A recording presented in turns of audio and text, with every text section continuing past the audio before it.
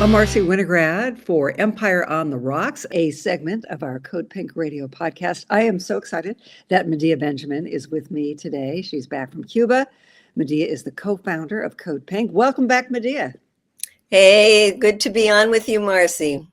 Yes. Now, we're going to talk about Cuba later, but for now, I want to ask you about your activity on the Capitol. You are roaming the halls. You usually have a group of people with you and confronting lawmakers with some questions like, why do you support genocide in Gaza? Or why did you vote against reining in Trump's power to warmonger against Venezuela?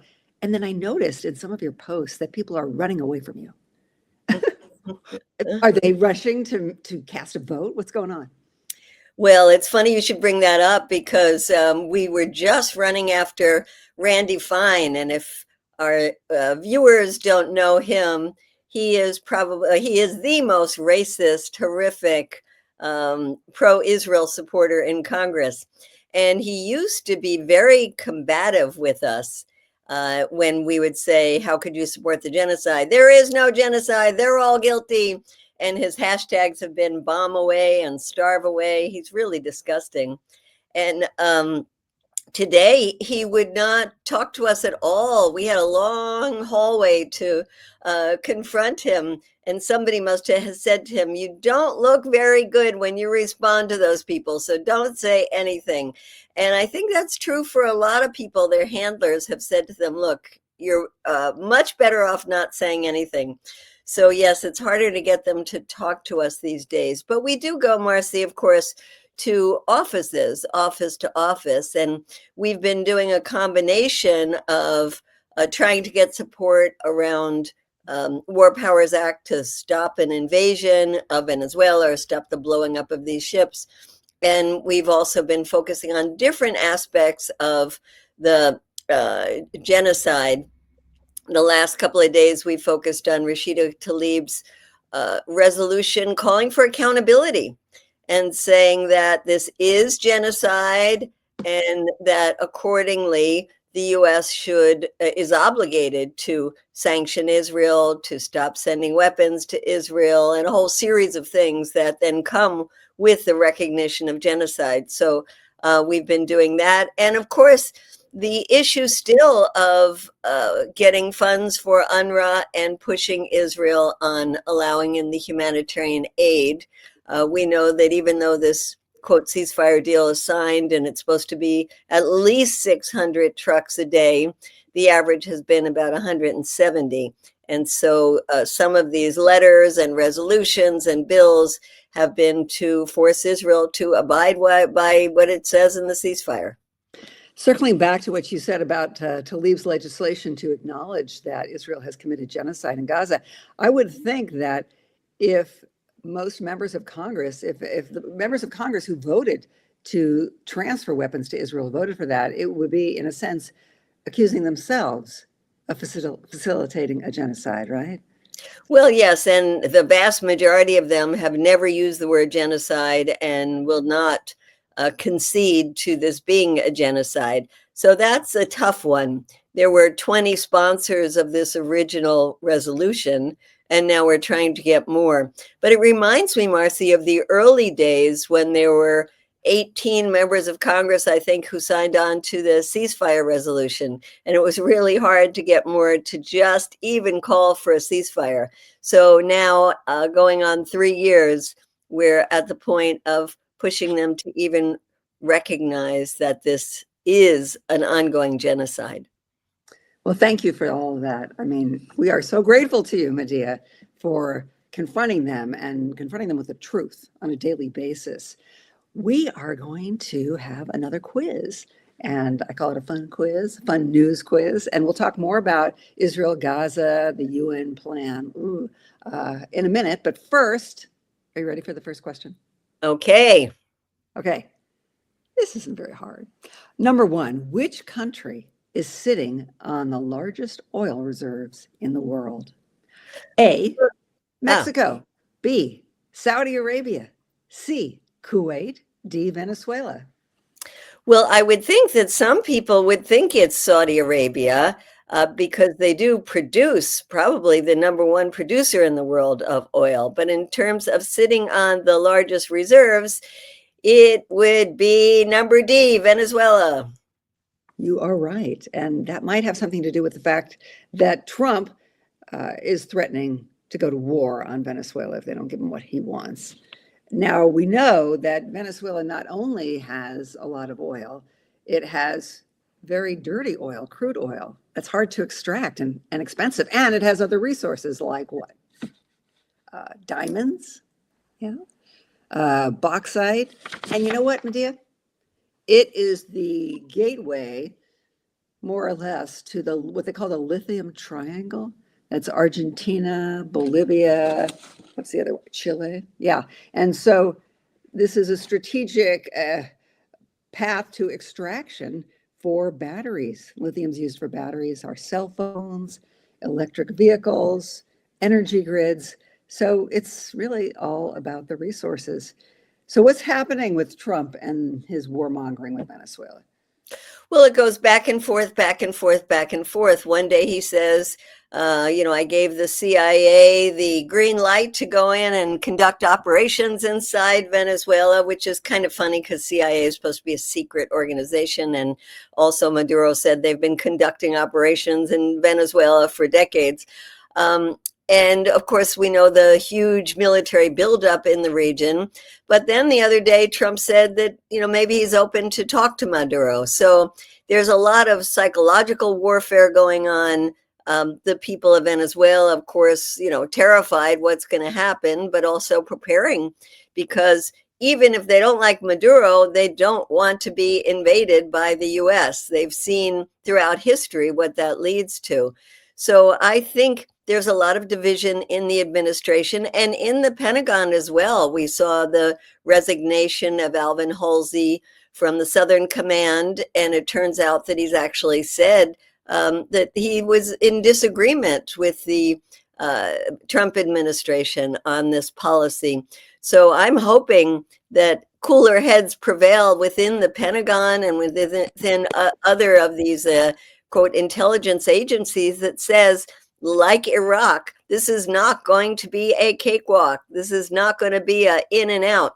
And in fact, when I talk to members of Congress in the hallways and say, are you in favor of U.S. involvement in regime change? The Republicans will often say, well, if it's going to be quick. No, it's not. Say, oh, yeah, that's what you thought about Iraq. That's what you thought about Afghanistan, and 20 years later. So I think one day, yes, it looks like he's ready to invade, and the next day think, oh no. But you know what, Marcy, the important thing is for people to speak out and to get their members of Congress to speak out. That is what is going to make the difference right now, and every single day counts. Absolutely. And we want to make sure that Marco Rubio isn't the last person to whisper in his ear, because he's been agitating for war with Venezuela, Cuba, and so forth for a long time. So well, Marcy, can I add one thing, which is there is good news on the Democratic side in that there have been these war power resolutions saying the president is not authorized to either blow up these boats or conduct military actions inside Venezuela. And we have just learned that there are now 3 such resolutions, which is not necessarily a terrible thing, except that they're all just coming from Democrats. But the Democratic leadership, including people like Gregory Meeks and the ranking Democrats on the Judiciary Committee and the Armed Services, they're all now in favor of one or more of these war powers resolutions and are trying to force a vote. And given that there are Republicans who are really questioning this more behind the scenes than openly, this could be a possible time of getting some bipartisan, at least a little bit of bipartisan agreement that going to war in Venezuela would not be a good thing. It probably wouldn't take too many Republicans to be vocal, as we saw with the Epstein files. We'll get to that. All right, let's take a look at the reaction, the response, the strategy of the president of Venezuela. as he speaks to Trump directly, more or less. We're focused on the people, governing with peace, with these young people building. To unite for the peace of the continent. No more endless wars, no more unjust wars, no more Libya, no more Afghanistan.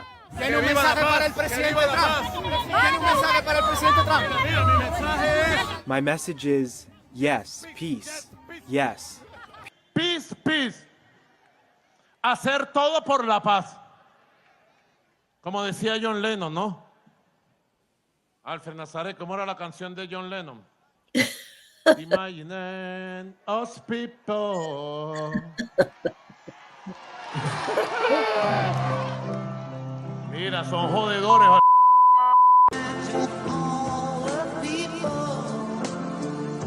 ¡Que viva la paz!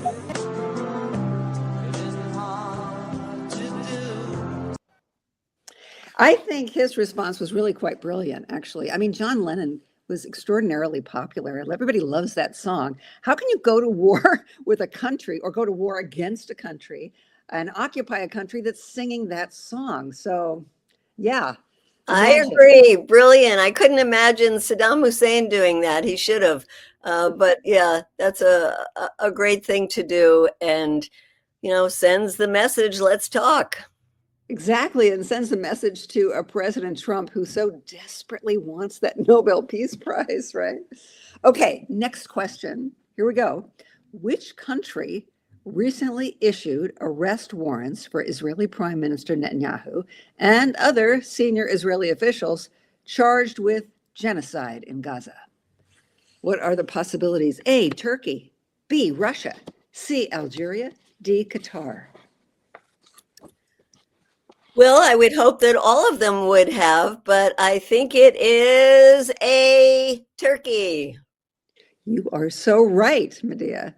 And hopefully others will come along too. We don't know as we look at this peace plan, I say that in quotes, that the UN approved recently, but we'll talk about that in a minute.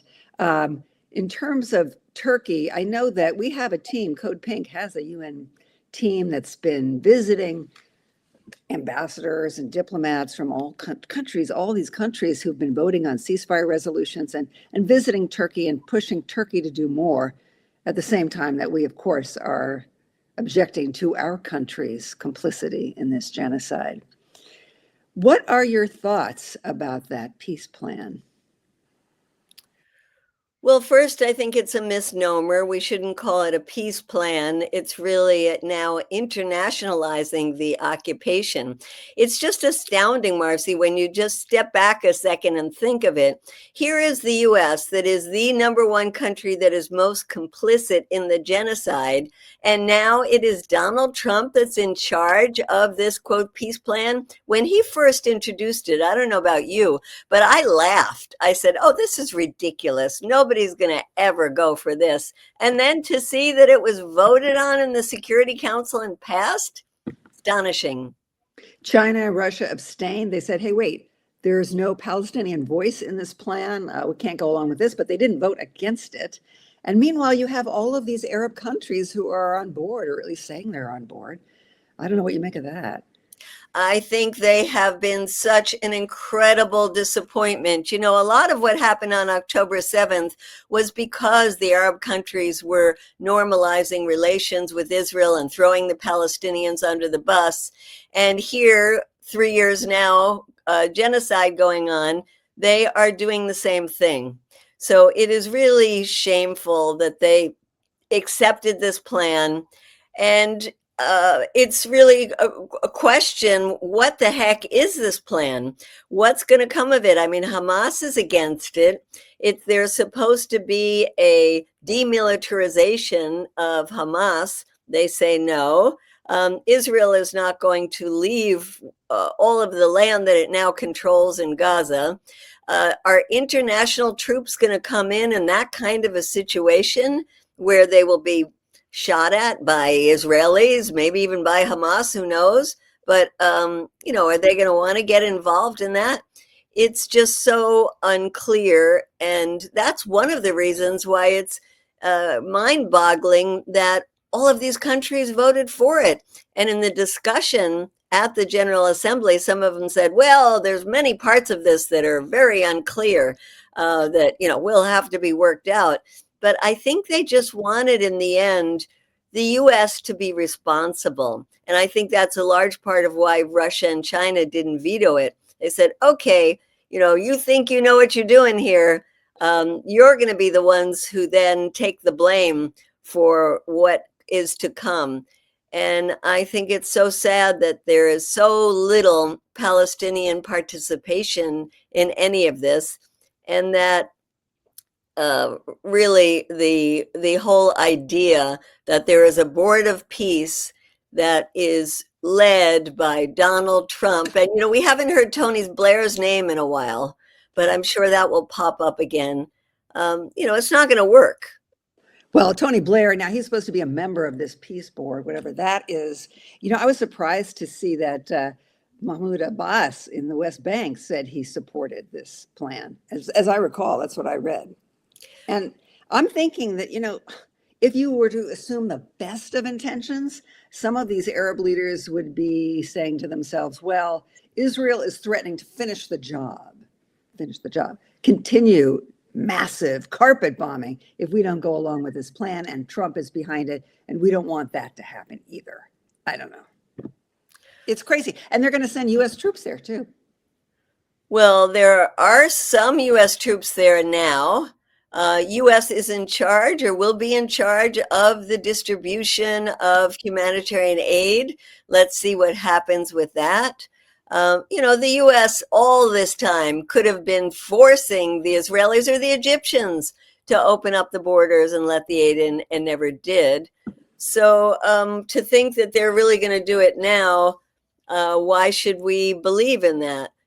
I don't know why the Arab countries, I think, have shown all this time that all they care about is themselves. They don't care about the Palestinian people.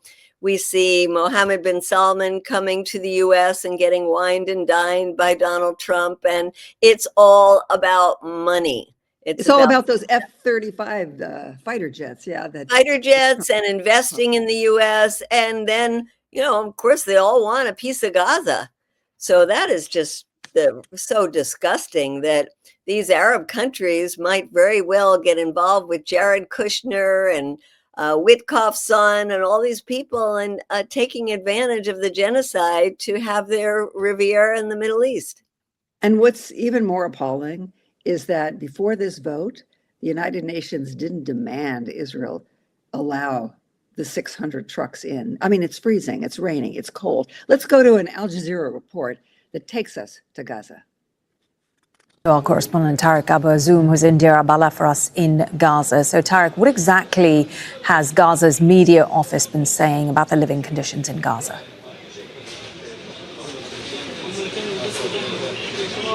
In fact, Malin, Gaza's government media office has sounded the alert over the severe humanitarian crisis that has recently compounded by harsh weather elements and the rainy conditions that we saw clearly across multiple areas in the Strip. The office confirmed that Gaza needs at least 300,000 makeshift tents and mobile houses in order to house hundreds of thousands of families who have left stranded across the whole Strip without proper shelters. You understand that families are living in fragile and flimsy makeshift tents that have got soaked during the past 3 days, and we saw how desperate was the humanitarian situation for them, as they have no new shelters. They are living in bombed out buildings, and many of them in fact have become stranded once they have lost their makeshift tents as rain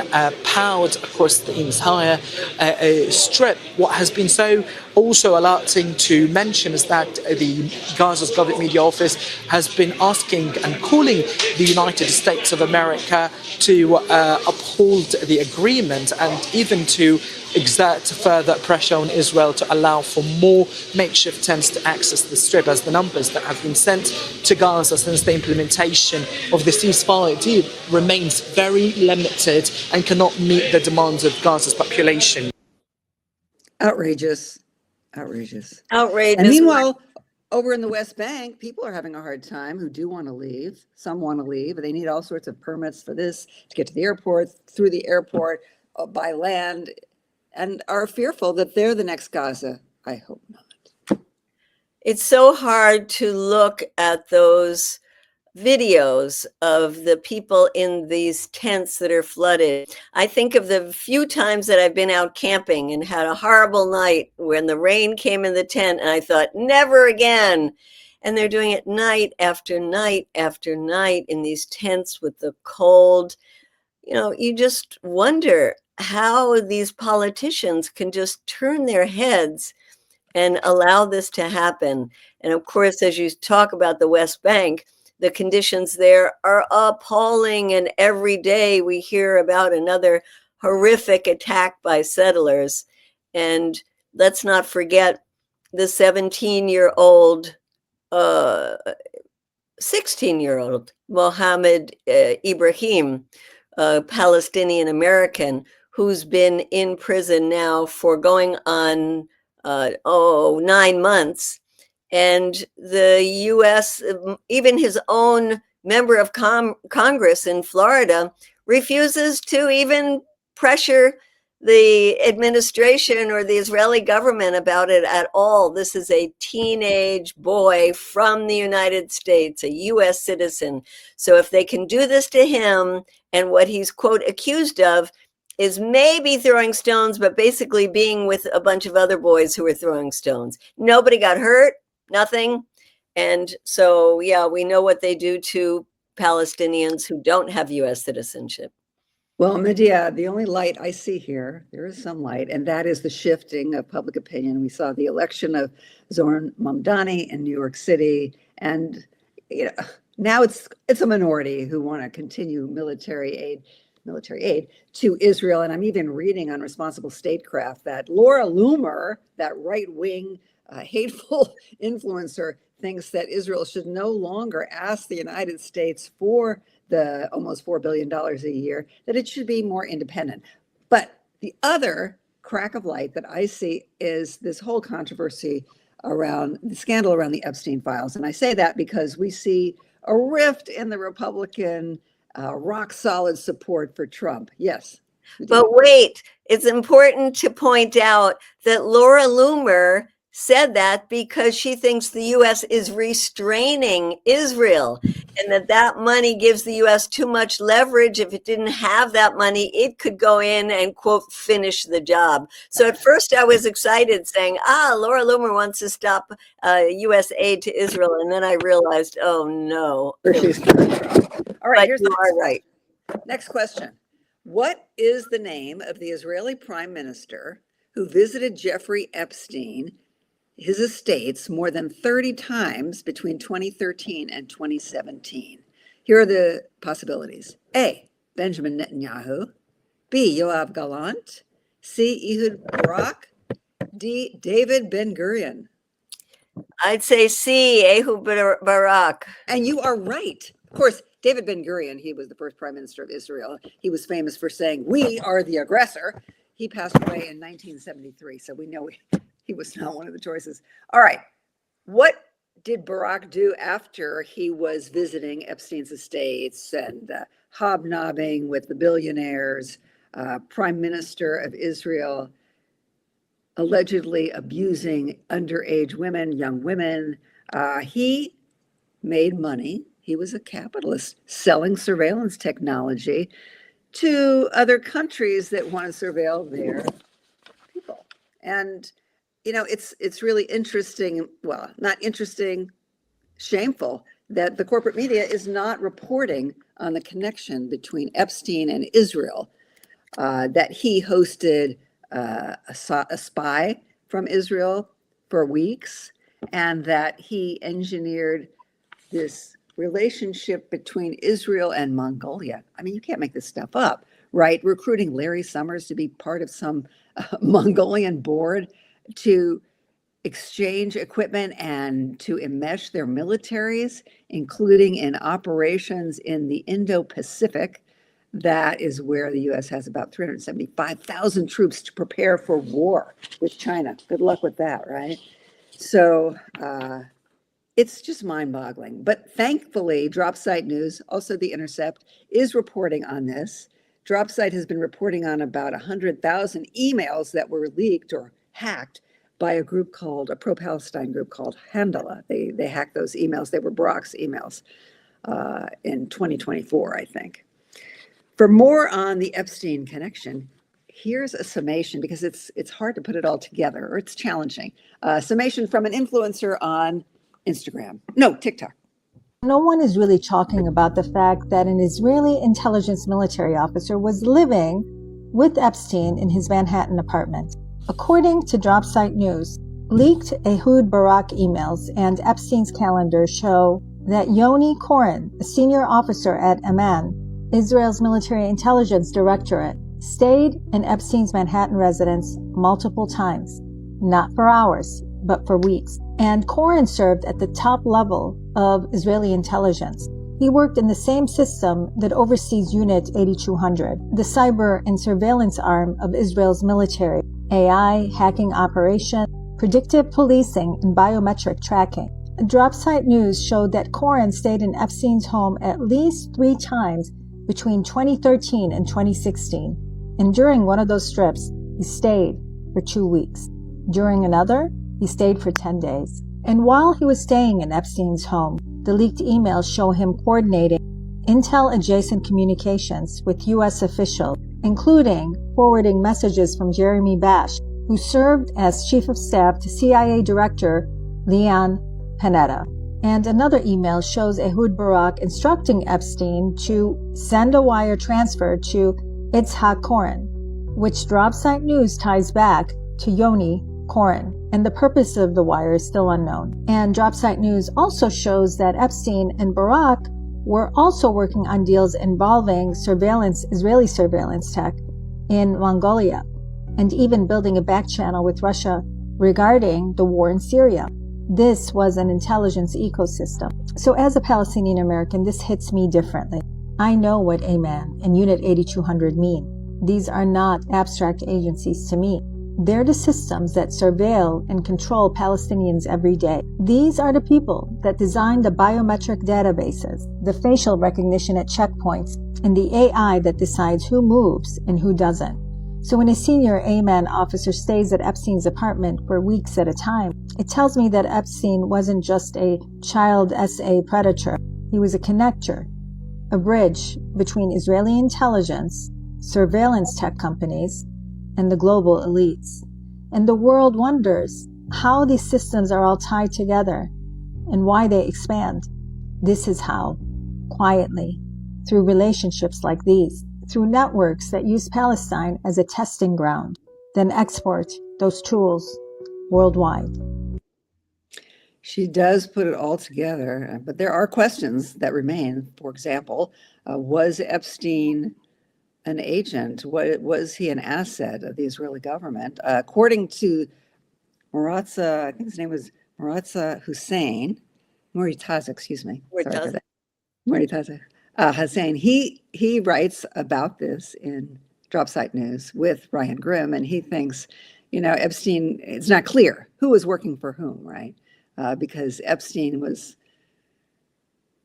he was this, like his own person, leveraging his power, hobnobbing with billionaires and giving money to $9 million to Harvard and trafficking supposedly 1,000 women. I mean, it's mind-boggling. But I do think that we're on the cusp of something. I have to feel that way when Marjorie Taylor Greene, who believed in the QAnon conspiracy, cannibalistic pedophile ring, comes out and says, release the files. And Trump says, no, you're a traitor. And then the next day says, okay. So perhaps we're seeing a break here, a wedge in the Republican Party and solid support for whatever Trump wants to do. What do you think? I think, to me, that's the most important thing to come out of this, is that finally in Congress, there are members who say, okay, maybe it's not good for my political career to follow in lockstep with what Trump is doing, no matter what the issue is. You know, we've been wanting now for years for Republicans to come out and say, stop the slaughter and the starvation in Gaza. Now we've been wanting them to come out and say, stop this creeping into a war with Venezuela and stop blowing up people in these boats. It is totally illegal. And we know many of them feel that way, but they're afraid. And now perhaps that fear has lessened when you see that Tom Massey and Marjorie Taylor Greene were able to pull one over on Donald Trump and win. That's quite remarkable. So I think this is the beginning of what could be more independent thinking and acting on the part of some Republican members of Congress. Thank you for that assessment, and thank you for joining us on CODEPINK Radio, Empire on the Rocks. We'll be back in 2 weeks, so stay tuned and peace.